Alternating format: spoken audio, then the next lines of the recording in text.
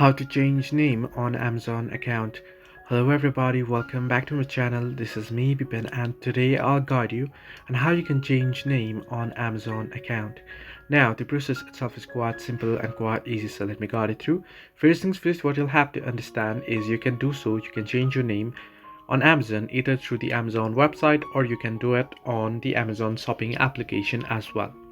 In my case, here on this video I'll be showing you how to do it through the application, as it is quite easy. You can do so easily through the website as well. I'll make a separate video on it.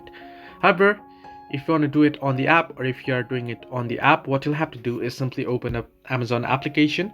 At the bottom you can see 5 different icons. You want to tap on the middle profile icon at the bottom of it, and once you tap on it, you'll be able to see there at the top 4 different options. You want to simply tap on your account option.